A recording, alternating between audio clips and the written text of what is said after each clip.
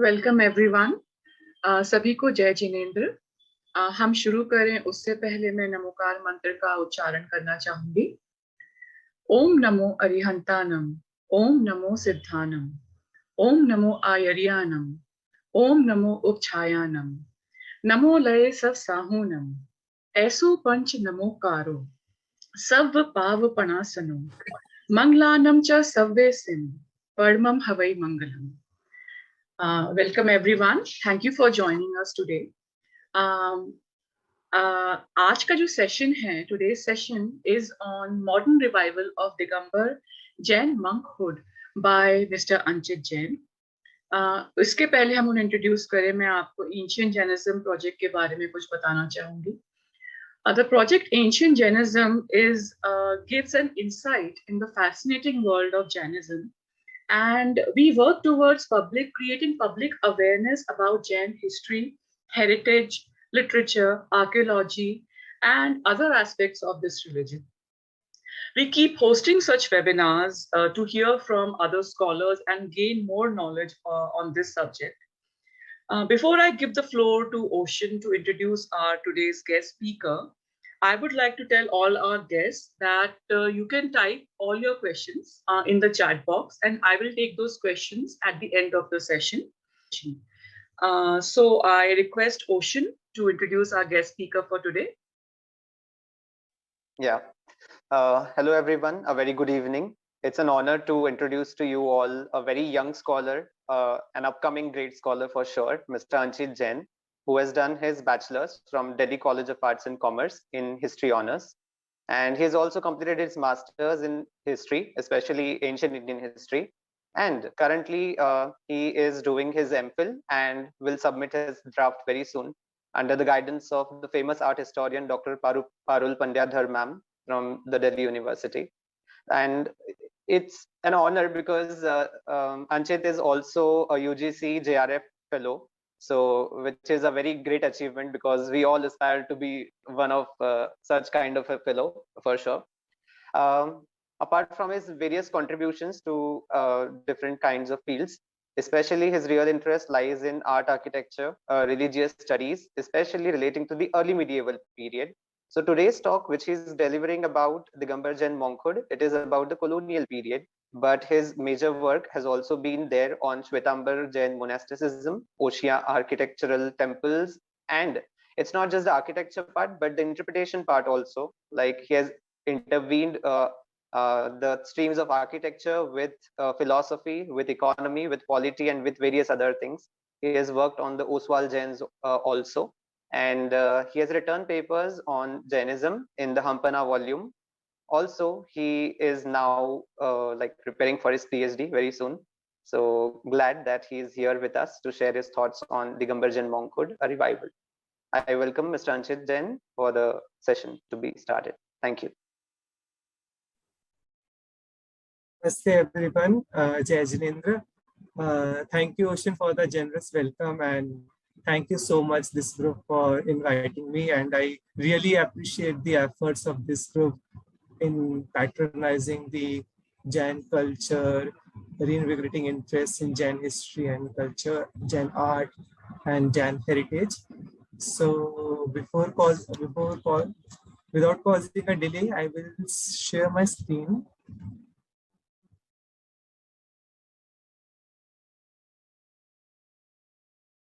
Is it visible? Yes, it's visible. Yes. Okay. Okay. So our topic is modern revival of Digambar Jain Monkhood. So before I explain the topic, let me first ask a question.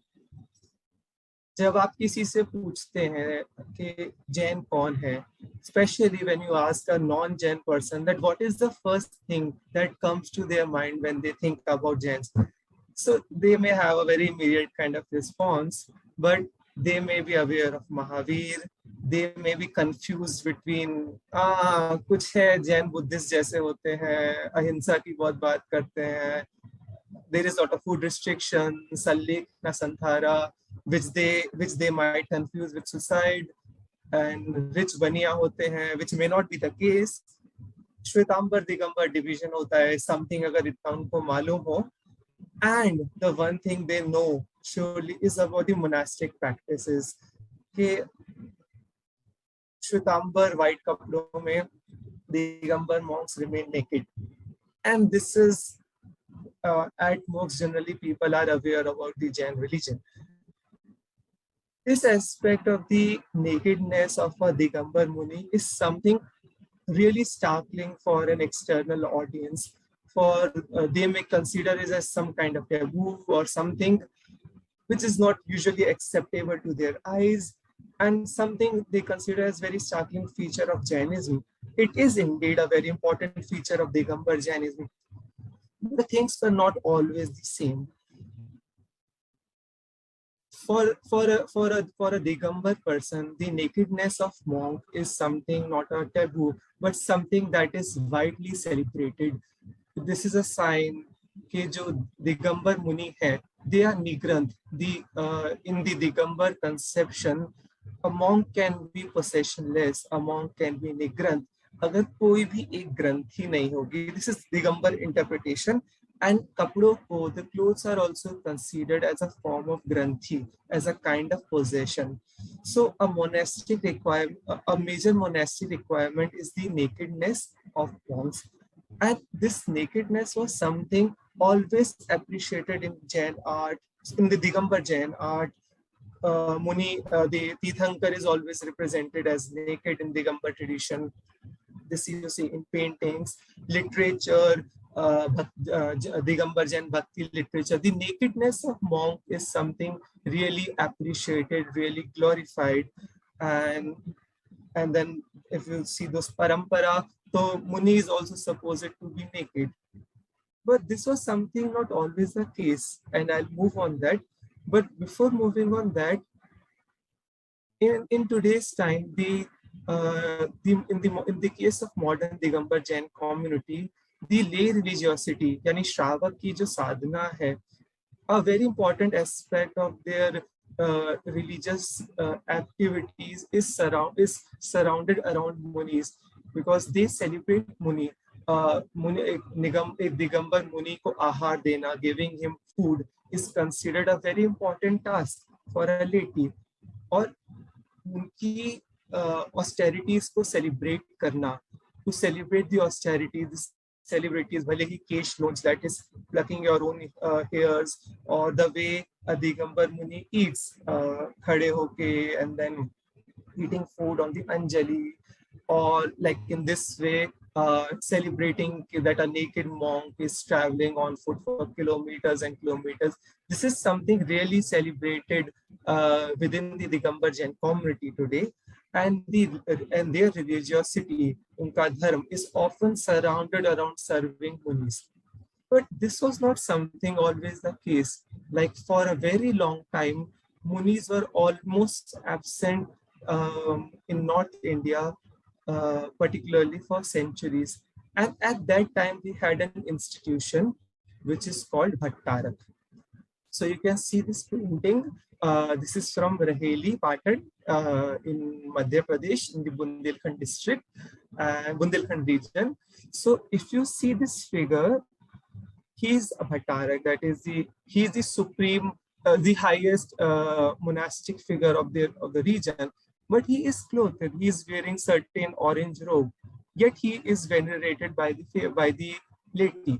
So Bhattarak were during the medieval time. Bhattarak were those who dominated the religious milieu of the medieval period. Yani Digambar ke andar Muni parampara, especially in North India, was either absent or very minimal. But जो उस समय prevalent थे, that they were Bhattarak, they were not naked, or if they practiced nudity, that was very much minimal. कुछ particular rituals के लिए, कुछ particular acts के लिए ही they only practice nudity, and we'll come to this aspect later. Now, if we discuss the case of South India, the case was little different, because there you actually had Digambar Munis. The naked Muni were there, but they were not the leaders of the community जो आज के case में है. So a major change has happened in last 2 centuries which has altered the modern Digambar Jainhood. So one aspect is definitely the revival of Digambar Muni in North India and also their greater population in South India. And these Muni are considered as the living embodiment of the Digambar Jain faith. But as the title is, it is revival of modern Digambar monkhood. So it's not only about nudity, but there were certain other major changes also in the monastic practices that was not just limited to the aspect of nudity. Yani ki there were changes in their aharcharya, in their other monastic rituals, other activities, in the pattern of their vihar, that is their movement. So there were some major changes. At the same time, there was an emphasis to comply with the monastic injunctions that were laid in scriptures. यानी कि जो शास्त्रों में दिगंबर जैन शास्त्रों में मुनि की जो चर्या की बात है वो कैसे होनी चाहिए, उससे आप उसको पढ़ रहे हैं, उनसे कोरिलेट करने की, उसको फॉलो करने की आप रिगोरसली ट्राई कर रहे हैं and this is something very recent, like within in a past 1 century or little more.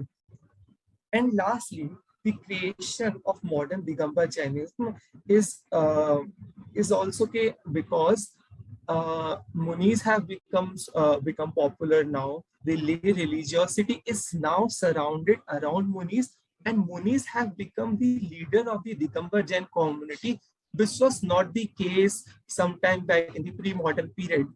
So this is what is the creation of modern Digambar Jainism, and this is what I will be talking about in this whole lecture. So there are two important figures, and our discussion will be very much surrounded around them. Acharya Shantisagar, who came from Karnataka, and one more Acharya Shantisagar who was born in Rajasthan. So they were contemporaries. They shared same name. They also had an amicable relationship with each other. So because just to create a distinction, the Acharya Shantisagar who came from south is called Acharya Shantisagar Dakshin, and Acharya Shantisagar and the one who was born in Rajasthan is called Acharya Shantisagar Chhani because he was born in a village called Chhani. So these two figures will be very important in our current discussion. So Acharya Shantisagar Dakshin is called Prathamacharya, like the name suggests, Pratham Acharya, Pehle Acharya. Yani ki in the 20th century, he's considered the first Acharya of the 20th century, Charitra Chakravarti. So he was born in Karnataka in 1872. And from a very young age, he was very much interested in contemplating about scriptures, austerities, but he could not initiate the path of monkhood till his parents died. So around 1915, and you can see 1872 he was born, and then at the age of around 45, 50, that was the time he became Shullak. So Shullak, so before you get initiated fully into a monkhood, आप मुनि बनते हैं. So there are stages. उससे पहले Shullak, Elak, and then Muni. So I'll not go into much details. Just to introduce, a Shullak can wear a loin cloth and also can carry a shawl. Elak can wear only a loin cloth, and a Muni is supposed to be naked at all times. So Acharya Shantisagar was initiated by a monk named Devendra Kirti. Then he traveled on foot to Girnar in Gujarat, and वहाँ पे वो गए, and वहाँ पे जो नेमिनाथ भगवान के footsteps के सामने, he just initiated himself into Alak Diksha. And this is something important. We'll come on this later on. And then he traveled back to Karnataka on foot as the role of as the duties of Alak requires. And then after some time, he was initiated by Devendra Kirti as Muni. And within few time, and that happened something around 1921, And within few years, he became really popular in the region, in the southern region, because of his austerities, because of his leadership, and because of his continuous movement in the region of Karnataka and Maharashtra. But also he became quite popular. His fame also reached North India, because उस समय की early 20th century जो magazines हैं जैसे दिगंबर जैन पत्रिका, they were covering about Acharya Shantisagar Dakshin, even before he became Acharya, just 3 years after his monastic initiation, like around 1922-23, he was covered in North India. That means he had acquired much fame. Then at certain stage, he decided that he will proceed to North India. Then he then he crossed the territories of Nizams, then forests, and reached Samit Shikharji. And then he just traveled across many Jain centers of North India. He reached Delhi, Western India, Central India, and then he finally reached back to Maharashtra, and where he left his body at Kunthalgiri while performing Sallikha. His journey to North India was seen something very extraordinary. Just a very good anecdotal account. When he decided to go to North India, so he was approached by a very old Pandit, and he said, "Yeah, मैंने अपनी जिंदगी में किसी दिगंबर मुनि को north आते नहीं देखा. I have never seen a Digambar Muni ever visiting North India during my whole lifetime." So he requested Acharya Shantisagar to not go to North India. And then he also said कि अगर आपको जाना ही है, if you really want to go, then perform some devta siddhi, do something tantric thing, so that you can safely reach North India. Now, this request of doing tantric thing was explicitly rejected by Acharya Shantisagar. But it is important that this remark suggests that the visit of monks to North India was seen something very rare, or even that Pandit was not aware of any such monks who had ever came to North India during his lifetime. Actually, there were some visits of monks from south, from Maharashtra, Karnataka region to Samit Shikharji. Like we have reference of Acharya, of Muni Ananta Kirti Nilikar, etc. But they either stayed for a very short time, or they died within their at the time of their journey. But Acharya Shantisagar's visit to North India was something very remarkable. He was well recorded in contemporary magazines. Now, as in different, the case of Acharya Shantisagar Chani was little different. He initiated himself in front of a Jinnah image in a temple. कोई उनको दीक्षा देने वाला नहीं था. And at the time of his initiation, the community requested him कि आप दोबारा कपड़े पहन लीजिए. यानी at that time in North India, this practice of nakedness of monks was not seen something, was not known in some way. Besides Acharya Shantisagar की case में और आचार्य शांतिसागर दक्षिण और छानी के केस में एक फर्क ये भी है कि आचार्य शांतिसागर ने जब अपनी बात करी, so his way of asceticism, I call it as public ascetic life, because Acharya Shantisagar Dakshin की जो approach थी, that was a very far-sighted approach, and he realized that he can use his own ascetic practices as a tool to invoke Jain religiosity. यानी कि अगर उनके केश launch हो रहे हैं, उनकी बाकी जो चर्या हो रही है, that can impress, sorry, not impress that, but that can inspire Jain to become more religious, that can inspire more monks into this path. So Acharya Shantisagar Dakshin had a more far-sighted approach, and we'll come to this point later. So there are certain broader factors which we need to discuss, like the factors which caused the modern revival of Digambar Jain monkhood. The one important factor is that within the Jain community, historically, there was a kind of an internal discomfort between the existing monastic practices and the scriptural or theological relevance. यानी शास्त्र के अंदर तो आप बात सुन रहे हैं कि मुनि को नेकेड होना है, आप मूर्ति देख रहे हैं, आप प्रवचन में सुन रहे हैं. Digambar identity itself comes with this label itself imply कि दिगंबरत्व होना चाहिए, but आप सामने वो चीज नहीं देख पा रहे हैं. So this was one of the factor. The second factor was the support of Pandit and English educated class in the towards the naked munis of 20th century. Then there was also an increasing discomfort towards Bhattarak even before the revival of munis.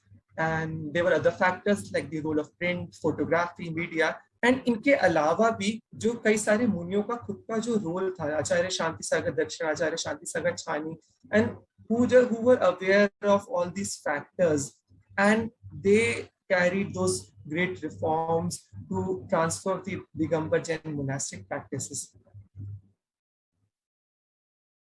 So we are not sure how it happened that the practice of naked munis were replaced by the Bhattarak parampara. कैसे ये चीज खत्म हुई, मुनियों का होना north India में, वो नग्न परंपरा कैसे खत्म हुई, and how it was replaced by Bhattaraks. We are not very sure about that. To my understanding, there is no comprehensive study in this regard. So there is one theory that that was forwarded from late medieval records, or falling from late medieval records कि मुस्लिम rule की वजह से ये चीज हो गई. But the process must be very more complex जो इस rather than जो इसमें प्रतीत होता है.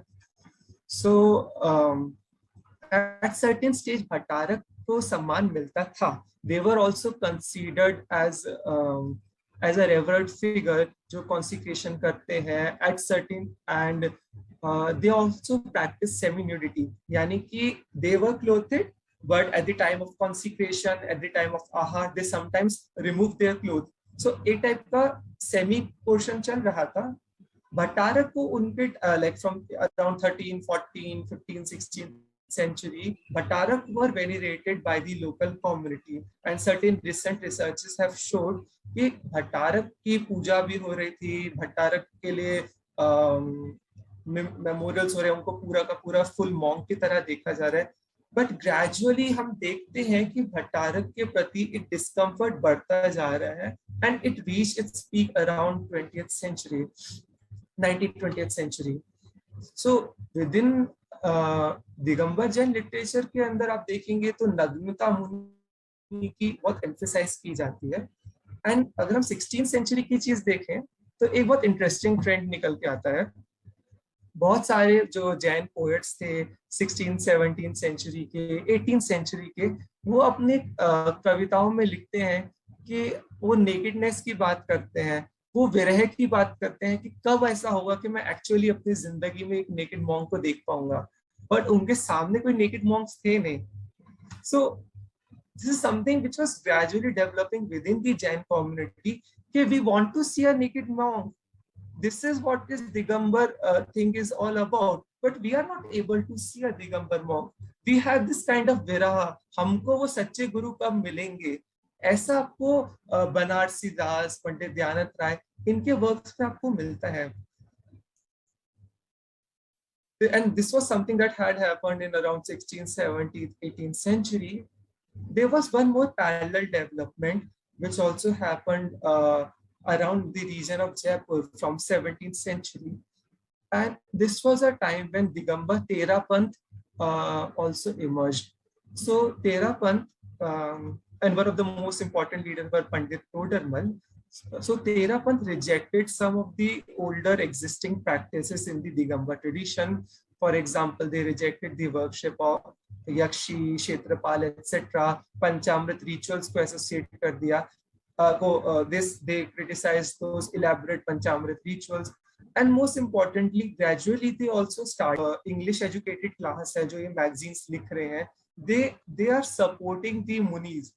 And एक एग्जाम्पल इसमें और भी दे सकते हैं कि लाला बनारसी दास करके जैन स्कॉलर रहे हैं, एंड 1902 में वो एक लेक्चर देते हैं, और उस लेक्चर में वो एक्सप्लेन करते हैं कि दिगंबर मुनि की नग्नता क्यों इम्पोर्टेंट है, why is the nakedness of Digambar monks are important. And this is the time in 1902 when munis were not there in North India, but even those English educated class were also feeling that thing, that Digambar tradition requires existence of a Digambar Muni. And यही चीज आपको जो traditional पंडित हैं उनमें भी आपको मिल रही है. और एक चीज अभी ये भी समझने के लिए जरूरी है, it is also important to consider that pandits were very important in Digambar Jain tradition before the revival of muni. क्योंकि जैसे आज के टाइम पे जो कॉन्सिक्रेशन रिचुअल के अंदर मुनियों का इंपॉर्टेंट रोल है, अगर आप कहीं जाएंगे तो पोस्टर के अंदर मुनियों की फोटो लगी होगी। But this was not the case in late 19th, early 20th century. जैसे दिगंबर जैन पत्रिका के आपको एडिशंस के अंदर आपको बहुत सारे पंडितों का जिक्र मिलेगा, and these pandits were dominating the ritual landscape of the Digambar Jain tradition, and these pandits were heavily supporting Acharya Shantisagar and other munis, because when they read Shastra, when they were understanding the Jain tradition, they also required the need of naked muni. And उस समय के contemporaries हैं, जैसे KP Jain 1932 में लिखते हैं, and he gives his analysis कि one of the reason he feels for the success, for the popularity of Acharya Shantisagar was the support of Pandit. Yani within the Digambar Jain tradition, there was a requirement for an internal change. There was an increasing discomfort with the institution of Bhattarak. Then there were factors like Tera Pantha, which also gradually began to criticize the institution of Bhattarak even more. The English educated class there and the traditional Pandit, they were also supporting and advocating this kind of change. And this process of change had happened even before the coming of monks from South India to North, or the popularity of Acharya Shantisagar Chani or Acharya Shantisagar Dakshin. So ये हमको backdrop की तरह लेना चाहिए कि why it happened that Acharya Shantisagar became so popular. Now थोड़ा सा हम South India के केस के अंदर आते हैं. The anti-Bhattarak sentiment was not as strong in South India as was in the case of North India, but at the same time there was little discomfort. जैसे अन्ना साहेब लाठे की जो एक फेमस स्पीच है जो दक्षिण भारतीय जैन सभा में उन्होंने दी थी, बताते हैं कि भट्टारक अपनी ड्यूटीज को ठीक से निभा नहीं रहे हैं. अगर हम आचार्य शांति सागर के लिए के देखें नजरिए से, so his perception towards Bhattarak was more of a mixed one. He never explicitly criticized Bhattarak, though at some stages he mentioned there were some problems, but overall he wanted Bhattaraks to perform the role of serving the Jain community. यानी आप जैन और उनकी जो last speech हुई है, one of his last speech, he mentions Bhattaraks to serve the Jain faith, Jain community and Jain monks. ये perception of change हो रहा है. Bhattarak are not seen as monk at this time. They are now seen कि जहां पर भी भट्टारक है उनको मुनियों की सेवा करनी चाहिए. यानी मुनि are emerging as the leader of Digambar Jain community. South India की हम जस्ट रैप अप थोड़ा जल्दी. साउथ इंडिया की हम बात करें, आचार्य शांति सागर से पहले वहां पे मुनि थे जो मैंने बताया, and they were called Nirvan Swami. So quite less is known about Nirvan Swami, and when I was researching on the institution of Nirvan Swami, I tried to include as many as examples of Nirvan Swami or as many as case studies of Nirvan Swami as was possible, but we still know very less about Nirvan Swami. यानी आचार्य शांति सागर से पहले जो मुनि थे south के अंदर, कर्नाटक महाराष्ट्र के reason के अंदर, वो कैसे उनकी क्या एस्थेटिक प्रैक्टिस थी, we are not very sure about that, but whatever we know is that there was some kind of ambivalency in their practices. यानी एक मिक्स्ड तरह की चीजें हमको मिलती हैं. कुछ ऐसे भी थे who practice very strict asceticism. हमको कुछ के रेफरेंस मिलते हैं जो हफ्ते में एक बार खाते थे, कुछ के हमको इतनी चीजें नहीं मिलती. Many of them were either living in caves or in temple, but जो एक मोनास्टिक रिक्वायरमेंट होती है कंटिन्यूस मोबिलिटी की, कंटिन्यूस विहार की, कंटिन्यूस विचरण की, वो हमको नहीं मिलती निर्वाण स्वामी के केस में। एक चीज और जो बहुत इंपॉर्टेंट थी कि जो उनकी आहारचर्या थी, the way they used to eat food was different from what Acharya Shanti Sagar advocated. It was different from जो scriptures में बात होती है। तो दिगंबर परंपरा के हिसाब से a monk is supposed to take a vidhi. Okay, a monk first takes a vidhi, एक नियम लेते हैं प्रतिमा के सामने, and then he goes in front of laity, जहाँ पे भी उनको लगता है कि this is the right house जिससे मुझे लेना चाहिए, उनके सामने वो जाते हैं। जो श्रावक होते हैं वो मुनि को जो खड़े हैं अंजलि बनाए हुए, उनके हाथ में खाना रखते हैं एंड वो हाथ से खाते हैं। So this is what the system is. But Acharya Shanti Sagar के जो कंटेम्प्रेरीज थे, जो आचार्य शांति सागर के शिष्य थे, उनके जब इंटरव्यू लिए गए तो 1950s में, तब वो बताते हैं कि ऐसा सिस्टम फॉलो नहीं होता था। एंड बहुत सारे एग्जांपल्स वो देते हैं जो हम शायद बाद में डिस्कस कर पाए।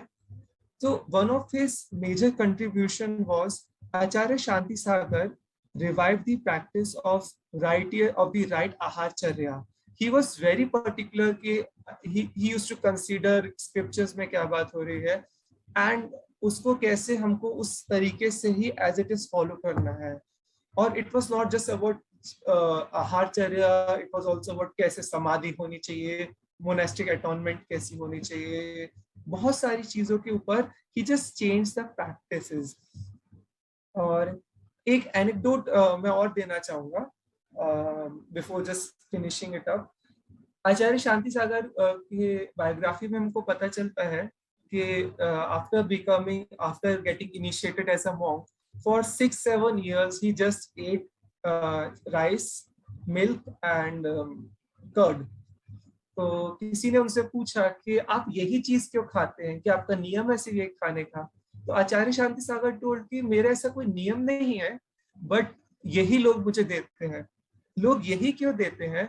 Because people were not aware कि मुनि को क्या खाने के लिए देना चाहिए। एंड आचार्य अगर वो कोई गलत चीज ऑफर कर देंगे तो आचार्य शांति सागर उसको एक्सेप्ट नहीं करेंगे। So people were not aware, the laity was not aware, Shavak was not aware कि what is the right food that is supposed to be offered to a monk. So Acharya Shanti Sagar was very particular in changing that aspect. And one important thing about Acharya Shanti Sagar was he realized कि he was aware that he is very popular.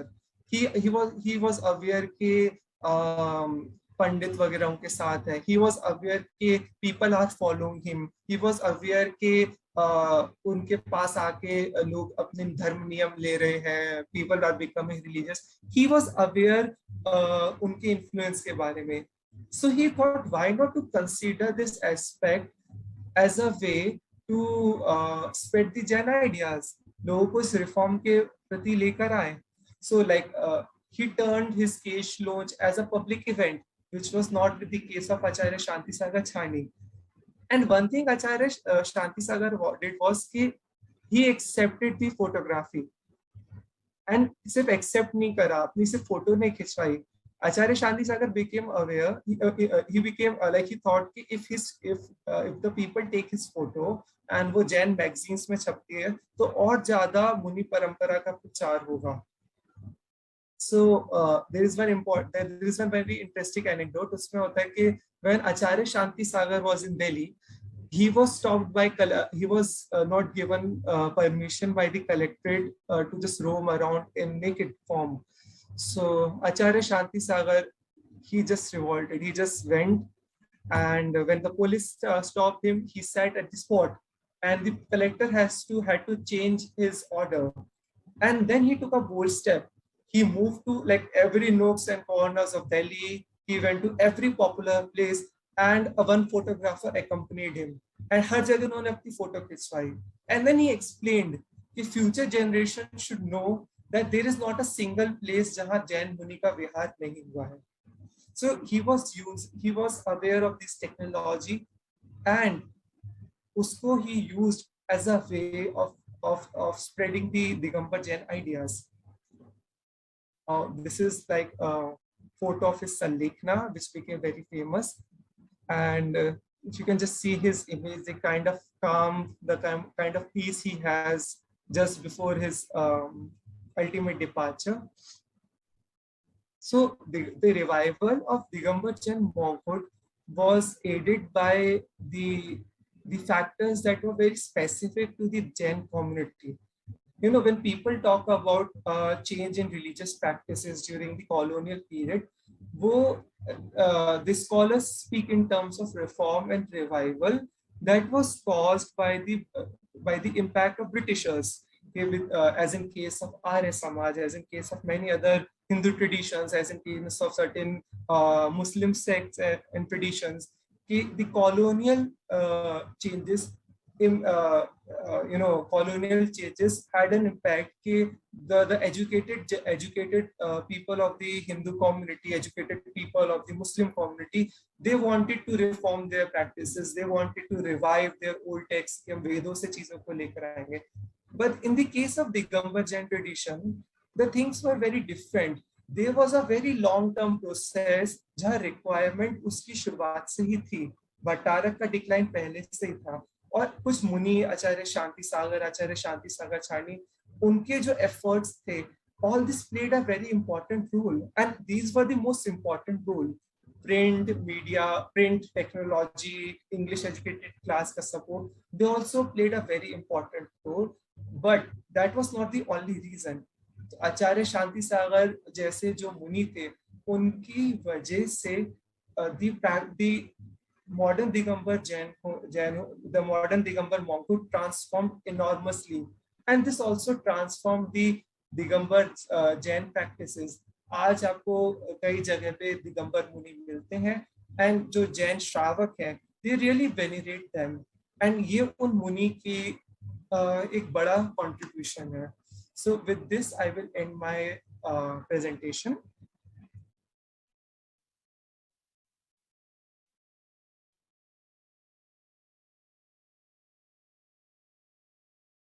Thank you so much, Anchit.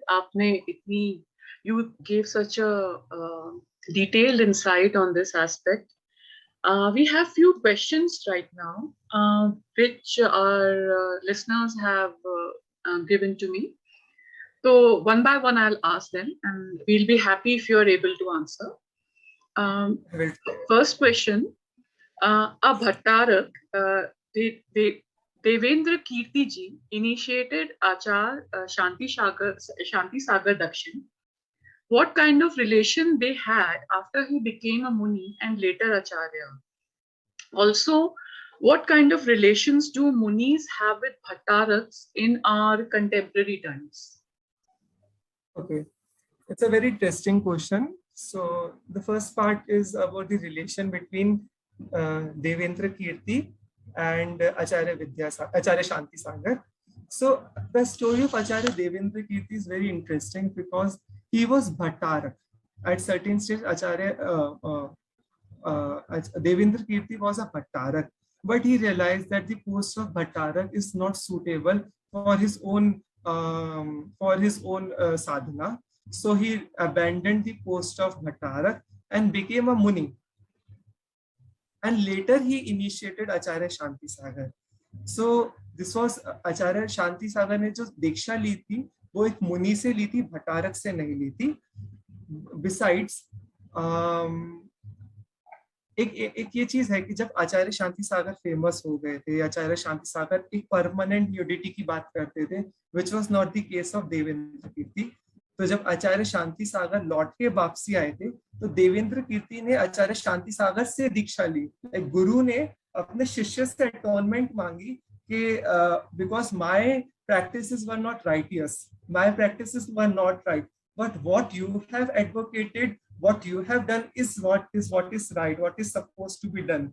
So please help me out. तो वो जो गुरु थे, उन्होंने अपने शिष्य से अपना पश्चाताप करवाया, अपने प्रैक्टिसेस को चेंज करने की बात करी. Now about the relation between Bhattarak and Muni in present times. The situation is little different in case of North India and in South India. North India mein there is a dominant influence of Therapan. So in North India, Munis almost completely reject the institution of Bhattarat. But in case of South India, and जहाँ पे 20 पंथी परंपरा यानी the परंपरा which was before Therapan, and also in certain places of North India जहाँ पे 20 पंथ परंपरा है, वहाँ पे मुनि accept the institution of Bhattarak, but Bhattarak are not treated as a full-fledged monk. They are the one, they are kind of upkeeper of the Jain community who are supposed to serve the community. यानी Bhattarak institution को खत्म करने की जरूरत नहीं है, ठीक है.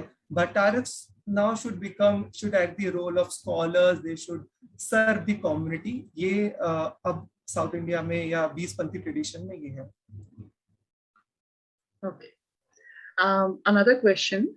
You mentioned that Digambar monks were absent in North India for few centuries. Is this to say that there was no such period when they became totally extinct in all regions, including the South region? If so, do we find references about the presence of Digambar Munis in the late medieval and early modern period in southern India? Actually, this question is more complex to answer. Even in case of North India, ऐसा नहीं है कि मुनि के आपको reference नहीं मिलते हैं. 16th सेंचुरी में 15th सेंचुरी में रेफरेंस नहीं मिलते हैं. आपको एपिग्राफ्स के अंदर या कई जगह मुनि वर्ड मिलता है, but the problem is we are not very aware, we are not very sure कि वहां पे मुनि का मतलब क्या था, क्योंकि भट्टारक के लिए भी आचार्य वर्ड यूज हो रहा है. So we are not sure कि मुनि क्या वहां पे कपड़े पहने हुए कोई मॉन्क है, उसके लिए क्या मुनि वर्ड यूज किया गया है, ऐसा एक पॉसिबिलिटी है जो स्कॉलर्स बात करते हैं. In case of South India we have reference of monks, but they were not the leaders of the community, as I said. Minor, they were performing minor duties, but जो major landscape में थे, जो जिनका dominance था, they were Bhattaraks. Okay. Another next question, Anchit ji. Which texts were referred to by Acharya Shantisagar Dakshin to revive the practices of Digambar monks, like the ahar practices or the food consuming practices?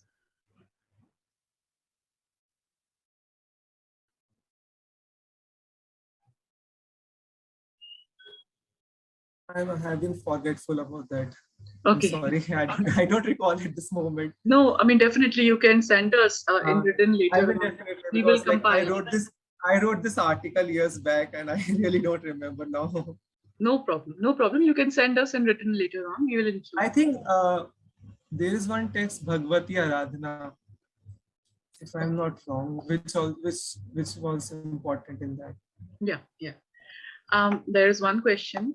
You said that lay person wasn't aware of the food habits at that time, but isn't that in Shwetambar monasticism? It was already established. So weren't people about of the food rituals of the monks indirectly, as they may have interacted or seen Shwetambar monks and nuns? This is the case, but मुनि भी तो होने चाहिए ना. Okay. अगर north India में आपके पास मुनि ही नहीं है तो आपको उसकी प्रैक्टिस ही नहीं है उस चीज की ना. You have to be taught about that. अगर कोई नई चीज हो रही है. Now in case of southern India, ऐसा नहीं है कि they were not fully aware, क्योंकि monks से वो कुछ तो खा ही रहे थे. And you know, at certain stage practices become changed. So laity को भी इतना concern नहीं है कि ये चीज होनी चाहिए, ये चीज नहीं होनी चाहिए. Okay? Sure. This should not be done with Muni. Sure. There is one example. I have been forgetful about the name of the monk in South India, but उनकी कहानी में याद है. It's a very sad story. He was doing his tapasya in certain cave or in forest of Karnataka region. And लेटी वहां पे आते हैं, श्रावक आते हैं, उनके ऊपर दही डाल देते हैं, शहद डाल देते हैं, जो पंचामृत पूजा होनी चाहिए. And the monk died out of it because he caught the cold. So this is not something which is to be done with the monk. Monastic आप monk को निल्हा भी नहीं सकते हो. But people were not very aware of this thing. Definitely. We are a little short of time, so I'll be quick. Is the lineage of Ach Shantisagar Chhani ji extinct? Yes, it is still. The last question that we have. What other factors, according to you, could be the reason of the decline of naked Digambar monkhood, apart from the popular narrative that this happened due to Muslim rule?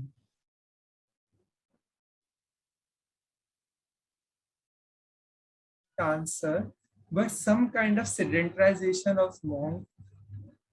This happened in a very long run. For example, Leslie Orr has shown that in case of Tamil Nadu, from 9th, 10th century, some kind of sedentarization of Digambar monk was taking place. So, dhire dhire, kind of you can say Shitilta grappling, and like we are not very sure about this whole trajectory, and this is something which we need to research upon.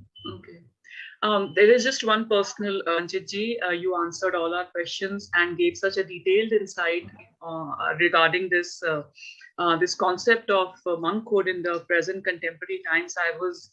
I like personally, I was not aware that there was no, there were no monks during the medieval times, and there was a gap of centuries that monks were not present in the northern part of the country. So I would request, if there are no other questions, to ask Oshin to give his vote of thanks to Anchit. Anchit ji. Yes, thank you so much, Mr. Anchit Jain, for such a beautiful and insightful lecture. And it was delivered in a very lucid language, so it was really easy to understand for all of us who are not that much aware of the Digambar tradition. And I think each and everybody got their answers pretty well. And I hope that each and everybody joins again in the next session whenever it is held. And thank you so much, Soumya, for handling it so beautifully also. Thank you, Anchit, for your time. And thank you all the participants. So much for Thank you. inviting. Thank you, everyone. See you soon.